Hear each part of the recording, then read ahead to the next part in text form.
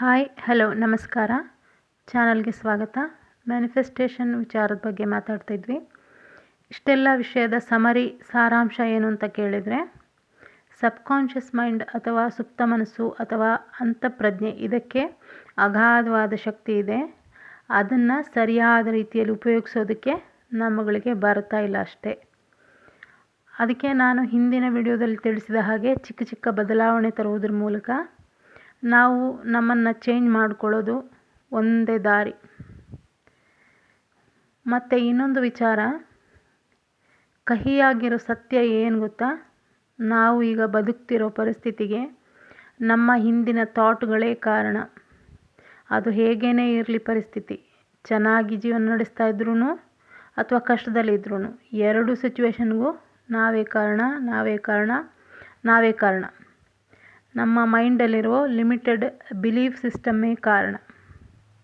ಇದನ್ನೆಲ್ಲ ಹಿಂದಿನ ವಿಡಿಯೋದಲ್ಲಿ ಸಣ್ಣ ಸಣ್ಣ ಬದಲಾವಣೆಗಳ ಮೂಲಕ ಚೇಂಜ್ ಮಾಡಿಕೊಳ್ಳೋದು ಒಂದೇ ದಾರಿ ಅಂತ ಹೇಳಿದ್ದೆ.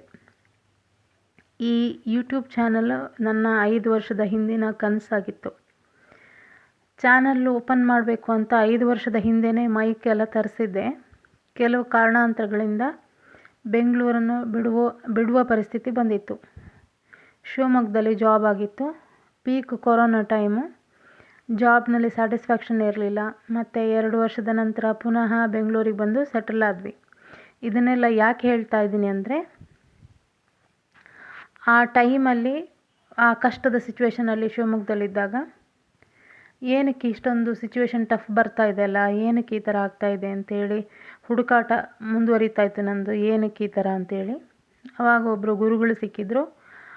ಅವರಿಂದ ಈ ಸಬ್ಕಾನ್ಷಿಯಸ್ ಮೈಂಡು ಹೇಗೆ ವರ್ಕ್ ಮಾಡುತ್ತೆ ಅನ್ನುವ ಕ್ಲಾಸ್ ಅಟೆಂಡ್ ಮಾಡಿ ಸ್ವಲ್ಪ ನನ್ನನ್ನು ನಾನು ಚೇಂಜ್ ಮಾಡಿಕೊಂಡು ಶಿವಮೊಗ್ಗದಿಂದ ಬೆಂಗಳೂರಿಗೆ ಬಂದು ಇಲ್ಲಿ ಇರೋ ಥರ ಆಯಿತು. ಈಗ ಇದು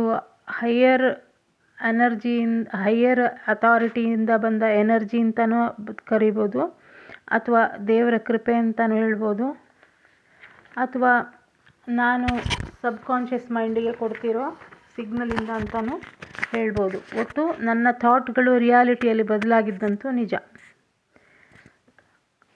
ಘಟನೆಗಳು ಸುಮಾರಿದೆ ಈ ಥರ ಹೇಳೋದಾದರೆ, ನನ್ನ ಲೈಫಲ್ಲಿ ನಡೆದಿರೋ ಘಟನೆಗಳು. ಅದರಲ್ಲಿ ಇನ್ನೂ ಒಂದು ಘಟನೆ ಹೇಳ್ತೀನಿ.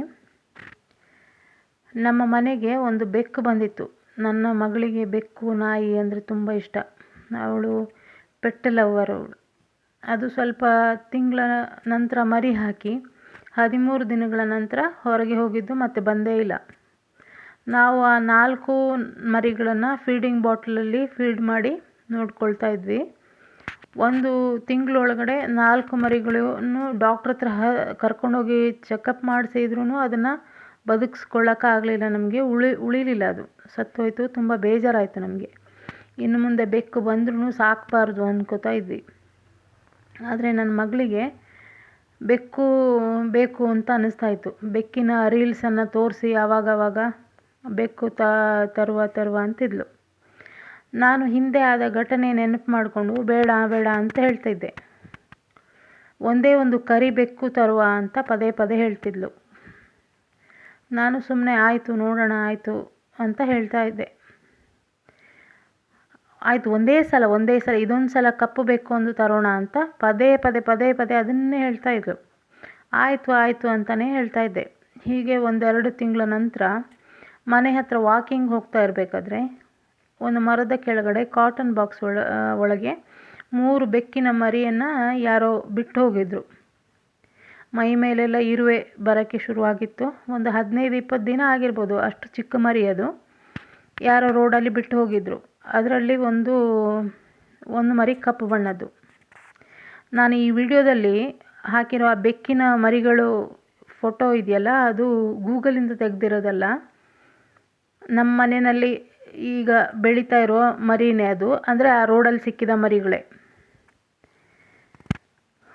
ಇಷ್ಟೆಲ್ಲ ಯಾಕೆ ಹೇಳಿದೆ ಅಂತಂದರೆ, ಕಪ್ಪು ಬಣ್ಣದ ಬೆಕ್ಕು ಬೇಕು ಅಂತ ಕೇಳಿದ್ಲು. ಕಪ್ಪು ಬಣ್ಣದ ಜೊತೆಗೆ ಇನ್ನೆರಡು ಬೆಕ್ಕುಗಳು ಸಿಕ್ತು. ಒಟ್ಟು 3 ಬೆಕ್ಕುಗಳು ಸಿಕ್ಕಿದ್ವು ಅವಳಿಗೆ, ಅಂದರೆ ನಮಗೆ.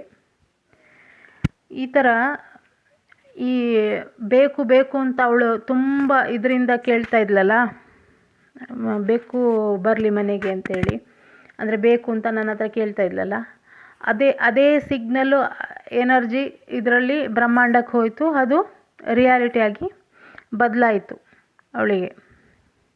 ಇಷ್ಟೆಲ್ಲ ಏನಕ್ಕೆ ಹೇಳ್ತಾ ಇದ್ದೀನಿ ಅಂತಂದರೆ, ಯಾರಿಗಾದರೂ ಒಬ್ರಿಗಾದರೂ ಇದರಿಂದ ಮೋಟಿವೇಶನ್ ಸಿಕ್ಕರೆ ಅದೇ ಒಂದು ಸಾರ್ಥಕ. ಅಂದರೆ ನಾನು ಇದು ಹೇಳಿದ್ದಕ್ಕೆ ಅಂದರೆ ಒಂದು ಮೋಟಿವೇಶನ್ ಸಿಗಲಿ ಅಂತ ಇದನ್ನು ಹೇಳ್ತಾ ಇದ್ದೀನಿ. ಅಂದರೆ ನಾವು ಈ ಬಲವಾಗಿ ನಂಬಿದರೆ, ಕೆಲಸ ಆಗಬೇಕು ಅಂತ ಬಲವಾಗಿ ನಂಬಿದರೆ, ಅದನ್ನು ಕೊಡೋಕ್ಕೆ ಆ ಬ್ರಹ್ಮಾಂಡ ಅಥವಾ ಯೂನಿವರ್ಸು ಅಥವಾ ಅಖಿಲಾಂಡ ಕೋಟಿಯ ಬ್ರಹ್ಮಾಂಡ ನಾಯಕಿ ಲಲಿತಾ ತ್ರಿಪುರ ಸುಂದರಿ ಕೊಟ್ಟೇ ಕೊಡ್ತಾಳೆ ಅಂತ ವಿಶ್ವಾಸದಿಂದ ಕಾದರೆ ಎಲ್ಲ ವಿಶ್ಗಳು ಫುಲ್ಫಿಲ್ ಆಗುತ್ತೆ. ಸ್ವಲ್ಪ ದೊಡ್ಡ ಮಟ್ಟದ ವಿಶ್ಗಳು ಫುಲ್ಫಿಲ್ ಆಗೋಕ್ಕೆ ಸ್ವಲ್ಪ ಟೈಮ್ ತಗೊಳುತ್ತೆ ಅಷ್ಟೇ. Thank you for watching.